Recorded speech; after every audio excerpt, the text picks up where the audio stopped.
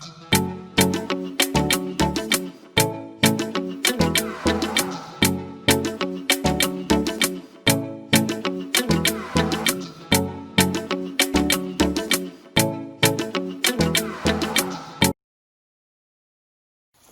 guys, Money Smart here. Good morning.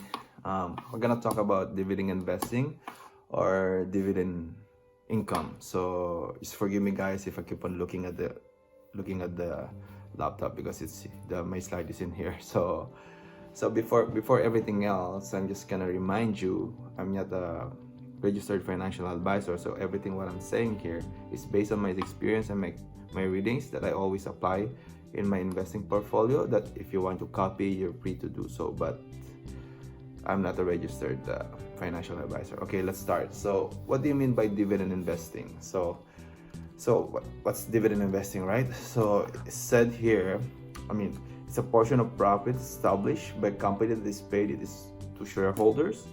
It's distributed quarterly, semi-annually, and annually. It's not permanent and can be increased, decreased, or eliminated by company. So dividend is basically the money that the company is willing to share to the investor after their earnings. So most of these companies who's doing this one are those blue chip stock company. Okay, let's do this one by one. So dividend investing. So basically, dividend investing is a form of passive income, literally a passive income, because it's just like you own a share of a certain company and then you're getting money out of it, just owning that equity, right? Mostly these companies are big. They're the one who's like they're what do you call this? Forgive me, I'm just gonna look at it.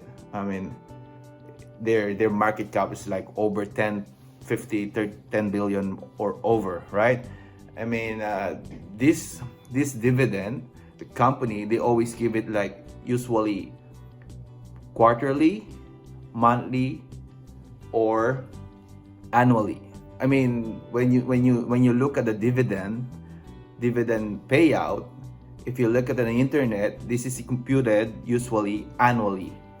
And then when they distributed it, sometimes it's quarterly or monthly. So you have to divide, for example, if it's quarterly, you have to divide it by 4 if you wanna know how much you're gonna get from the dividend stock if they pay it out.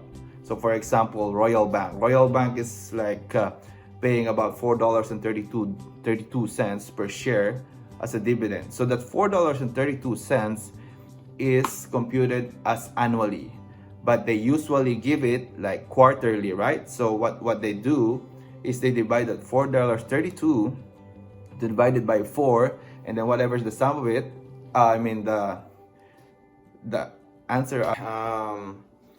So when you say dividend, that's how you compute the dividend, right? Semi-annually, quarterly, annually, and monthly, right? So when you say dividend income, it's not permanent. So basically, all those companies who's giving dividend income don't expect it to be permanent.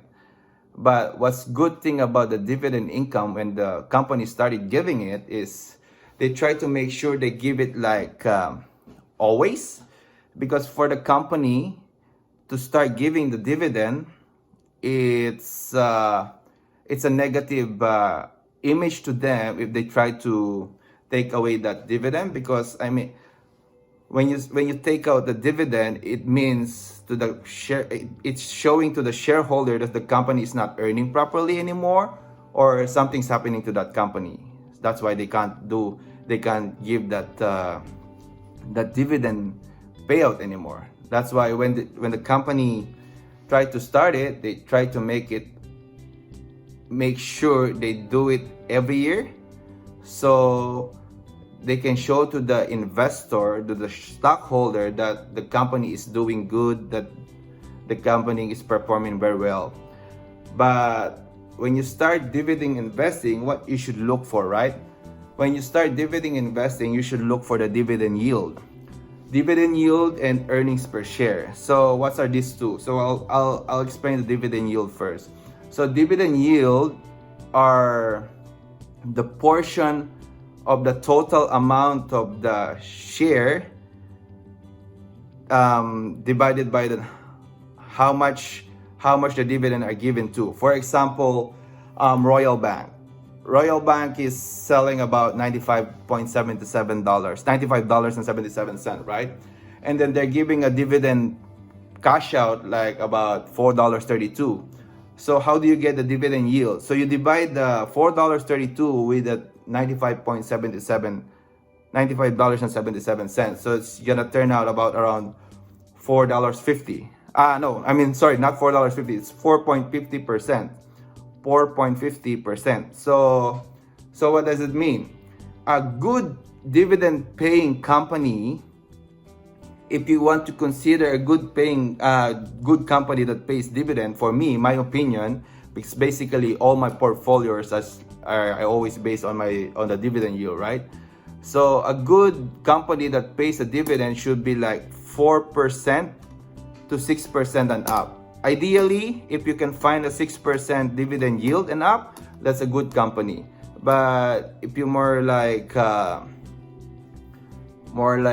very conservative, then 4% should be enough. But never get a company who's paying out, for my opinion, paying out less than 4%, because for me, my opinion is it's not a good company. So a good company that pays out about 4% and up is good for me. That's my qualification when I'm trying to look for a dividend portfolio or a dividend stock. So, and the next one is earning per share. So what's earning per share? So earnings per share is basically what the word itself says. It's the earning of that company when they sell the share. So for example, they sell the share for $95.77.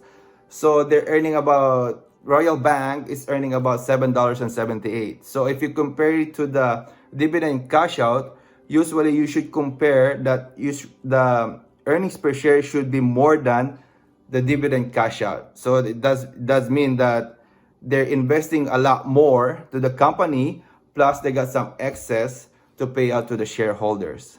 So make sure, just take note, earnings per share and dividend yield. So earnings per share should be more than the dividend yield. I mean the dividend payout cash, right? So it's showing that it's a good company that distribute their money well. Okay. If you're not too technical and you're looking for a dividend stock also, so you may consider those Dividend Aristocrats. So what do you mean by Dividend Aristocrats? Dividend Aristocrats are those companies that have been paying out dividends for about 25 years. But take note, not only just for 25 years. These companies are increasing their dividend every single year for 25 years. So to be considered a Dividend Aristocrat, the company should be paying out a dividend for more than 25 years, or at least 25 years, and they're increasing it every year for 25 years. So, I mean, all those companies that's considered a Dividend Aristocrat is all companies that are established. Like for example, here in Canada, some of the Dividend Aristocrats are TD, Toronto Dominion Bank, Enbridge, Fortis. So basically, these three companies that I told you are been in a dividend payout for 25 years, and then within that 25 years, they're increasing their dividend, right? So another thing, when you try to go on a dividend investing, so what you should look for, which sector you should look for if you want to go for a dividend investing, right? So I'll just take these notes, but all of these things that I'm saying, I'll try to put it like in between the videos so you can see it, and then you can just take down notes. I mean, so let's talk about the sector. So the sector of the stock exchange where you should look for a dividend investing is mostly utilities, telecommunications, financial and banking, healthcare, pharmaceuticals, oil and gas, and REITs. So REITs means like a real estate investing trust. So So the first one you should look for a dividend income company is utilities. So mostly utilities, most of them, if not all of them, always pays dividend. Here in Canada, example of utilities company is Fortis, that's the one I've told you, and Canada Utilities and Emera. So these companies that I'm telling you, most of them are yielding about 4% dividend yield every year. So that's why I'm listing this down, because it's my qualification. And the next sector to look for is the telecommunication. So telecommunications, they always pay dividend also. Here in Canada, there's some telecommunication that pays. One of them are Bell Communication Enterprise, Shaw, and TELUS. So these three big companies, they own telecommunication and they pay dividends. And then another one is financial and banking. So most of the banks here, like the big banks like TD or Toronto Dominion, Royal Bank, BMO, Scotiabank, these four big banks, they're considered dividend aristocrats. So they always pay a lot of money, a lot of dividend cash out to their shareholders when they try to pay the dividend. Another one is healthcare and pharmaceuticals. So in Canada, there's not much dividend paying pharmaceuticals that I can see, but if you can see, you can just tell me. But in the US, there's a lot of dividend paying pharmaceutical companies and healthcare. So some of the pharmaceutical companies that pays dividend are like Pfizer, Novartis, and Sienna Senior. So Sienna Senior is like a real estate, but basically they're more focused on all the aged care houses for the old age, right? And then another big sector that you can look for a dividend income is oil and gas. Oil and gas, mostly also they pay dividends. So here in Canada, there's a lot of energy company or oil and gas sector, because basically one of the product of Canada is oil, right? This oil sands. So some of the companies that pays large sum of dividend is Enbridge, TransCanada Pipeline, Pembina Pipeline. So these oil and gas companies that I'm giving you, they yield also about 4 to 6% of dividend yield. And then the last one for the sector that you're gonna look for is REITs. So real estate investment trust. So what do you mean by that? Real estate investment trusts are just a pool of investment that a certain company put that's connected to real estate. So these companies, when you look for REITs, basically 90% of their earnings is they pay out as a dividend, because basically most of the REITs are relying to their investor. That's why I think in the regulation of Canada, they're mandated to give 90% of their earnings to the investors. And then when you try to buy a dividend, so what you should look for is the dates of the dividend. So there's 4 dates that you should look for.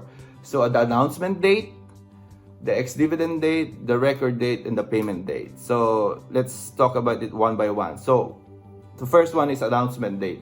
So announcement date is basically, it's saying when are they gonna give the dividend cash out. So that's the announcement date.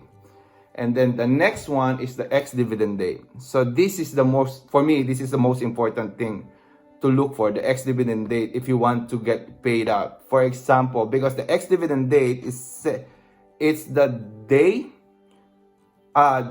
before the record date, which I'm going to talk about later. Because ex-dividend date, if you buy a dividend before ex-dividend date, that means that you're going to get the dividend cash out of that company under their next dividend payout. So That's the ex-dividend date. So the record, okay, the record date means is where the company start to check their records and who's gonna be the shareholder and who's gonna be the one who's getting the payout. So this is where the date, that's why it's before, ex-dividend date is before the record date, because you must earn the share of that company on or before the ex-dividend date, because after that ex-dividend date will be the record date where the company will check who's gonna be getting the payout of that dividend. So the next one that you're gonna look for, I mean the next date that you're gonna look for is the payment date. So I mean payment date. So literally what it means is the payment date. This is is exactly the date where the company will release the cash. So I mean from the record date to the payment date, I usually notice the company always give the money after 2 to 3 weeks of the record date. So they always look at the payment date after 2 to 3 weeks of the record date. That's they're gonna be their payment date, right? So this 4 dates you should look for when you try to own a dividend income, because you don't want to miss any dividend payout for that certain company if you want to buy it, right?